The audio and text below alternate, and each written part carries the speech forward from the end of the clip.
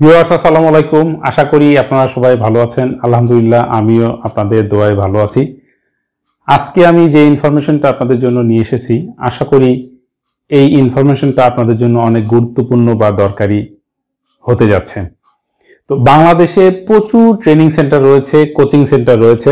বিশেষ করে বাংলাদেশ কারিগরি শিক্ষা বোর্ড অ্যাফিলিয়েটেড প্রচুর শর্ট কোর্স পরিচালনাকারী প্রতিষ্ঠান রয়েছে যারা কম্পিউটারের ট্রেনিং করিয়ে থাকে, যেমন অফিস অ্যাপ্লিকেশন বা হার্ডওয়্যার মেইনটেনেন্স বা ডাটাবেস প্রোগ্রামিং বা ফটোশপ, ইলাস্ট্রেটর, গ্রাফিক্সের কাজ।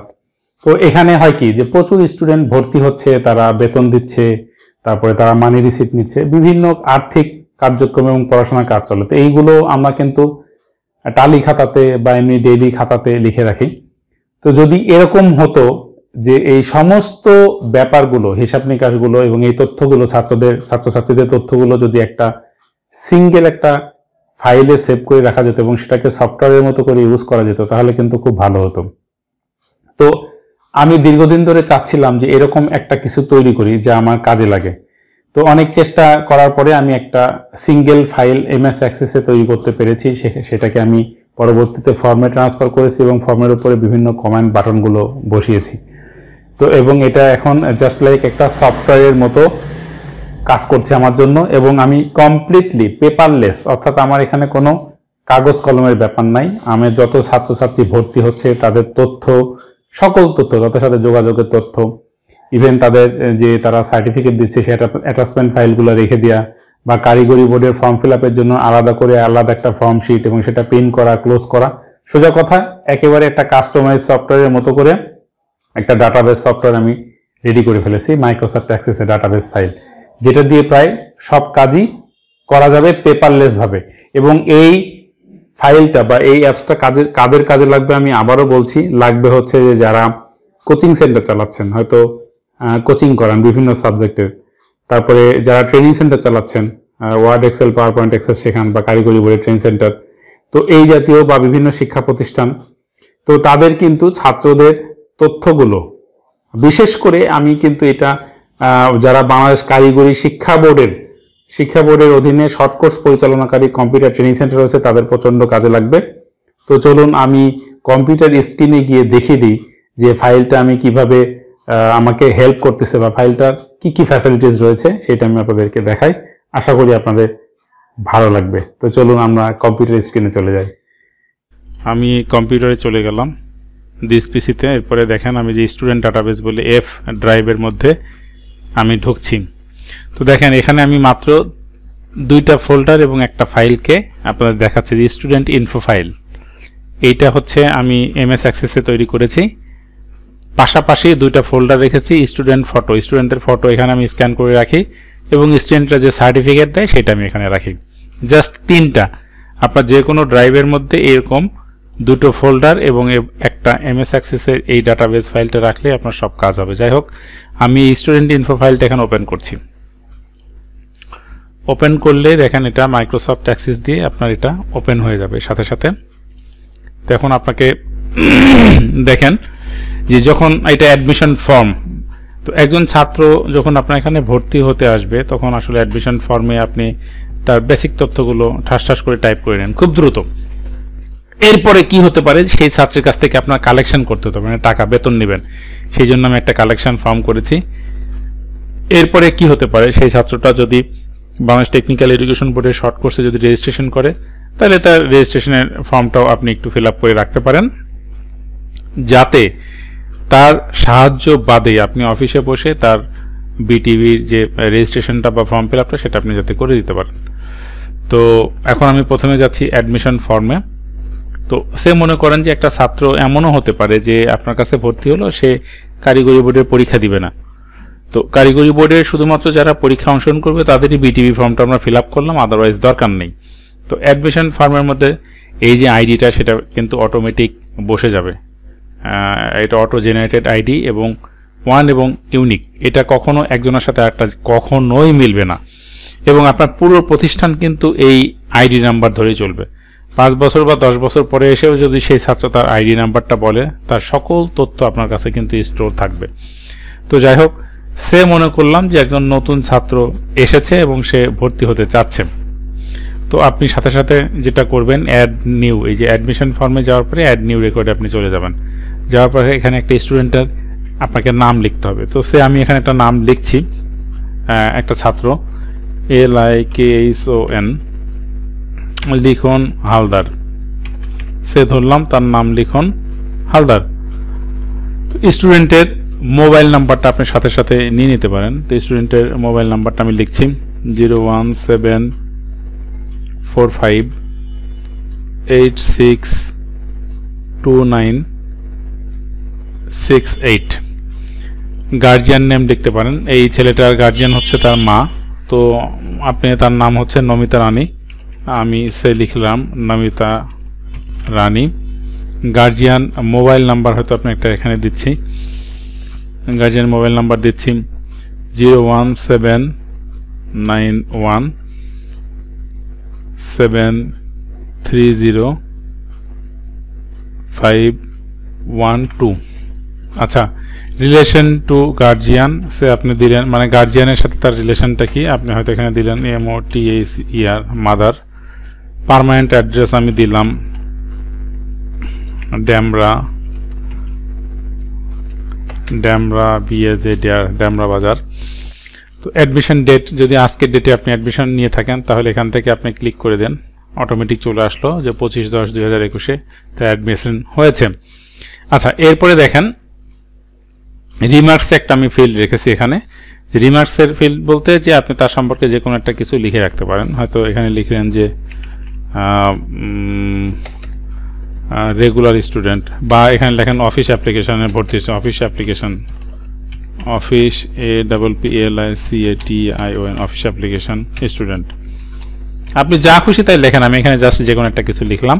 তো এই লেখার পরে আপনি জাস্ট এখানে সেভ দিস রেকর্ড ক্লিক করলে এই রেকর্ডটা সেভ হয়ে যাবে। দেখেন এটা আইডি 33 নম্বর বসে গেছে, কিন্তু 1 এবং ইউনিক আইডি 33। আপনি সেভ দিস রেকর্ড দিয়ে দিলাম। তো এখন এই ছাত্রের ছবিটা যদি আপনি রাখতে চান তাহলে আপনি এখান থেকে তার ছবিটা রেখে দিতে পারবেন। তো এইখানে আপনাকে যেটা করতে হবে সেই স্টুডেন্টের যে ছবি যেখানে রয়েছে সেইটা আপনাকে এখানে বসাতে হবে। তো আমরা কি করি যে কোনো ছাত্র ভর্তি হলে তার ছবিটা স্ক্যান করে আমি রেখে দিই। তো এই ছাত্রের এই 33 নম্বর আইডি ছবির নাম্বারটা আপনি 33 রাখতে পারেন। সেটা কিভাবে দেখেন, আপনি এই ফোল্ডারের মধ্যে গিয়ে এই ছাত্রের আপনি এটা 33 করে দেন, এবং এই ছাত্র যে ডকুমেন্টটা হচ্ছে আপনাকে দিবে, যে ডকুমেন্টটা আপনাকে দিবে সেই ডকুমেন্টটা স্টুডেন্ট ডকুমেন্ট ফোল্ডারের মধ্যে রাখবেন। সেটা আপনি ইচ্ছা করলে সুন্দর করে কাজ করতে চাইলে সেটা আপনি 33 দিয়ে রাখতে পারলেন, দিয়ে দিতে পারেন। তো এখন দেখেন মজার ব্যাপার, সেটা হচ্ছে যে আমি অ্যাপসটাকে ওপেন করি।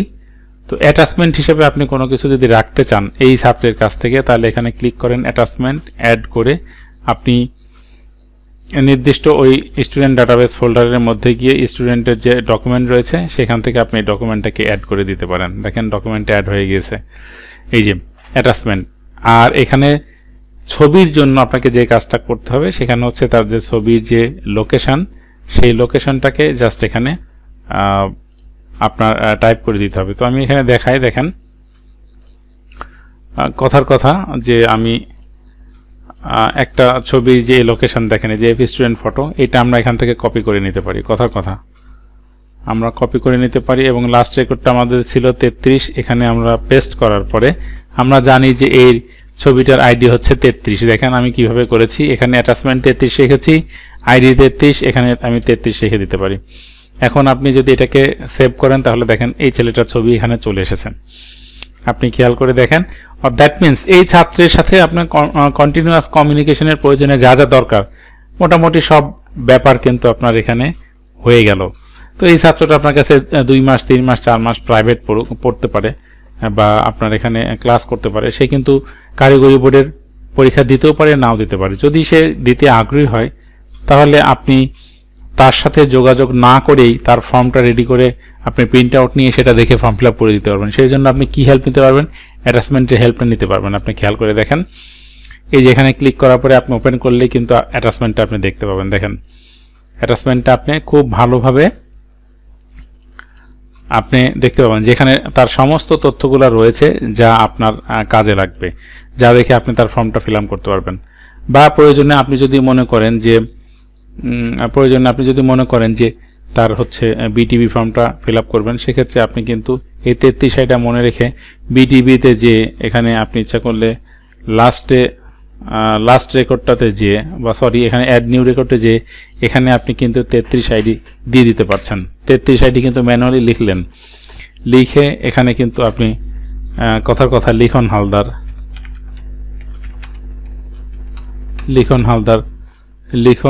লিখলেন এবং এখানে স্টুডেন্টের ফটোর জন্য তার ফটোটাকে আপনি দিলেন।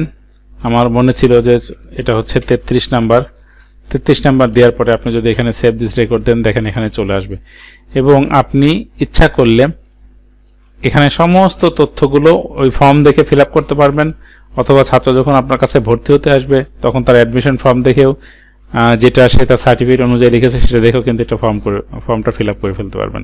তো এটাতে সুবিধা হলো কি যে বিটিবি সে কোন কোর্সে সেশনে ভর্তি হচ্ছে সেটা আপনি এখানে লিখে রাখতে পারেন, বিটিবি শর্ট কোর্সের রেজিস্ট্রেশন নাম্বারটা লিখে রাখতে পারেন, বিটিবি শর্ট কোর্সের এক্সামে সে অ্যাটেন্ড করেছে কি করে নাই সেটা আপনি লিখে রাখতে পারেন।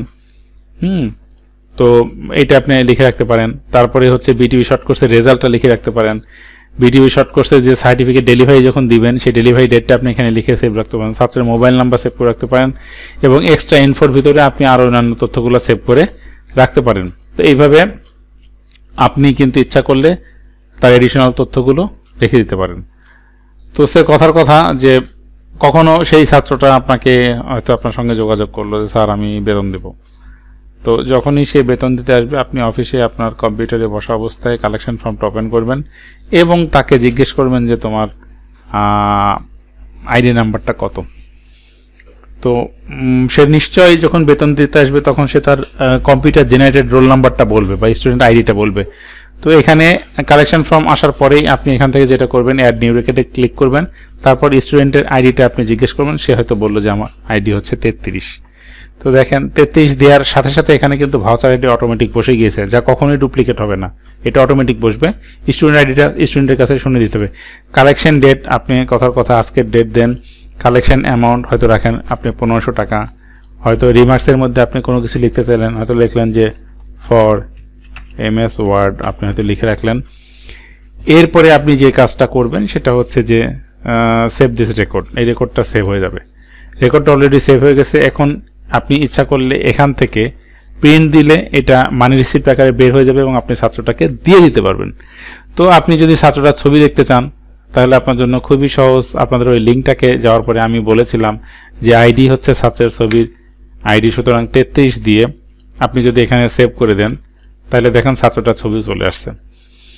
তো আপনি দেখেন এখানে কোনো তথ্য খুঁজতে পারবেন, ফাইন্ডে রেকর্ডে ক্লিক করে কোনো তথ্য খুঁজতে পারবেন, এই রেকর্ডটা ডিলিট করতে পারবেন, এখানে নতুন কোনো রেকর্ড অ্যাড করতে চাইলে অ্যাড করতে পারবেন। আর সবচেয়ে মজার ব্যাপার হচ্ছে এই প্রিন্ট আইকনটাতে আপনাকে ক্লিক করলে সাথে সাথে আপনার হচ্ছে প্রিন্টারের ইনফরমেশন আসবে, সেখান থেকে আপনি প্রিন্টারটাকে সিলেক্ট করে দিয়ে ওকে দিয়ে প্রিন্ট দিয়ে দিলে আপনার এই ছাত্রটাকে মানি রিসিপ্ট দিয়ে দিতে পারবেন। তো এখন দেখেন সে কিন্তু পেমেন্ট করলো। আচ্ছা, এরপরে দেখা গেল যে কথার কথা যে সে আরও পেমেন্ট করতে চাচ্ছে বা করবে। তো দেখা গেল যে হয়তো সে আজকেই আর একটা পেমেন্ট করতে চাচ্ছে কথার কথা। তো আপনি কালেকশন ফর্মে যান, আপনি এখান থেকে অ্যাড নিউ রেকর্ডে আমি ক্লিক করি, তখন ছাত্রের কাছে আপনি জিজ্ঞেস করলেন যে তোমার রোল নাম্বার কত, সে বললো যে আমার রোল নাম্বার 33। কালেকশন ডেট আজকে দেখান, তারপরে কালেকশন অ্যামাউন্ট দেখান আপনি 2500। এখানে লেখেন যে ফর আপনি রিমার্কসে যেটা দিতে চান, Photoshop TRAINING for Photoshop training. আচ্ছা, এখন ছাত্রের আইডি আপনি নিতে চান, ছাত্রের ছবিটা রাখতে চান, তাহলে এখানে স্টুডেন্ট ফটো ফোল্ডারের মধ্যে গিয়ে আপনি এখানে 33 নাম্বার দিয়ে আপনি যদি এখানে সেভ দিস রেকর্ড করেন তাহলে দেখেন রেকর্ডটা সেভ হয়ে গেছে এবং এখান থেকে প্রিন্ট করে আপনি তাকে আরেকটা ভাউচার দিয়ে দিতে পারেন। তো খুবই মজার ব্যাপার। এখন এমন হতে পারে যে আপনার কাছে, এবং এই ফর্মটা আপনার দরকার নেই, আপনি ক্লোজ করে দেন। আপনার বিটিবি অ্যাডমিশন ফর্ম দরকার নাই, আপনি ক্লোজ করে দেন। এই বিটিবি ফর্ম দেখেন এই যে আমি ফর্মটা, এটা তো বিটিবি হচ্ছে বাংলাদেশ টেকনিক্যাল এডুকেশন বোর্ডে যে তথ্যগুলো লাগে সেটার জন্য আমি এটা করেছি। এবং প্রত্যেকটা ফর্মে আপনি খেয়াল করে দেখেন, আপনি সার্চ করতে পারবেন, রেকর্ড ফাইন্ড করতে পারবেন, রেকর্ড প্রিন্ট করতে পারবেন, নতুন রেকর্ড অ্যাড করতে পারবেন। এই সমস্ত বাটনে ক্লিক করলে সেভ রেকর্ড, ডিলিট রেকর্ড, আপনি একেবারে প্রথম রেকর্ডটাতে চলে যেতে পারবেন, একেবারে প্রথম, এবং একেবারে শেষের রেকর্ডটাতে চলে যেতে পারবেন, এবং একটা একটা করেও কিন্তু আপনি যেতে পারবেন। তো আবার স্পেসিফিকভাবেও আপনি যে রেকর্ডটাতে যাওয়ার দরকার সেটা আপনি যেতে পারবেন। তো যাই হোক, এখন আমি এটাকে এখান থেকে ক্লোজ করে দিচ্ছি। তো এখন হলো যে এই 33 আইডির ছাত্রটা হয়তো আপনার কাছে একদিন এসে বললো, স্যার দেখেন তো আমি কত টাকা আপনাকে জমা দিয়েছি। তো এই যে কালেকশন কোয়েরি রয়েছে এর ভিতরে যে যদি আপনি বাদ দিয়ে ওর আইডিটা ছিল 33, আপনি যদি ওকে করেন, দেখেন কাউন্ট অফ কালেকশন, মানে সে দুইবার তার কাছ থেকে কালেকশন করা হয়েছে, তার আইডি 33, এবং সাম অফ কালেকশন, টোটাল কালেকশন করা হয়েছে 4000। আপনাদের মনে আছে যে একটা ছিল হচ্ছে 1500 এবং একটা ছিল 2500 টাকা টোটাল। এবং এখানে দেখেন এই ছাত্রের মোবাইল নাম্বার কিন্তু অটোমেটিক্যালি চলে এসেছে, এই ছাত্রের মোবাইল নাম্বারটা চলে এসেছে। তো 017455968, তো এটা হচ্ছে চলে আসলো এবং আপনি তাকে এই ইনফরমেশনটা দিয়ে দিতে পারলেন। এখন যদি সে বলে যে স্যার আমি কোন ভাউচারে হচ্ছে আসলে কোন ভাউচারে কত টাকা দিয়েছি, সেটাও কিন্তু আপনি বের করতে পারবেন ইচ্ছা করলে। তো আর এটা তো আপনি সেই ছাত্র কত দিয়েছে সেটা তো টোটাল কত দিয়েছে সেটা আপনি দেখলেন। আর কালেকশন অল, যেটা এই কালেকশন অলে দিলে আপনার টোটাল কত কালেকশন হয়েছে, কোন ভাউচারে কত, টোটাল আপনার একেবারে টপ টু বটম আপনার কিন্তু এখান থেকে চলে আসতেছে, খেয়াল করে দেখেন। তো আমি এটা এখান থেকে ক্লোজ করে দিলাম, এই কালেকশন কোয়েরিও ক্লোজ করে দিলাম। তো এখন ঘটনা হলো যে এই কোয়েরিগুলো যেগুলো বা হচ্ছে এই কালেকশন অল, এই রিপোর্টগুলো, এইগুলো আপনি নিজের ইচ্ছা মতো করে আপনি যেভাবে চাচ্ছেন সেভাবে কিন্তু আপনি করে নিতে পারবেন। তো আমার যে লজিকটা ছিল যে একটা ছাত্র ভর্তি হওয়ার সময় তার তথ্যগুলো রাখা, এবং সে যখন বেতন দিতে চাচ্ছে তার বেতনগুলো আমি রেখে দেওয়া, এবং এই ছাত্র যদি পরবর্তীতে যদি কখনো মনে করে সে পরীক্ষা দিতে চাচ্ছে তাহলে পরীক্ষা দিবে, তার এই ফর্মটা সে আপনি হচ্ছে ফিল আপ করে রাখলেন, এই ফর্মটা আপনি ফিল আপ করে রাখলেন। আমি তো আপনাকে দেখাচ্ছিলাম এই ছাত্রটা দ্বারা, সরি, বিটিভি ফর্মের জন্য আমি এখান থেকে নিয়েছিলাম 33 আইডি নাম্বারটা, বিটি ফর্ম।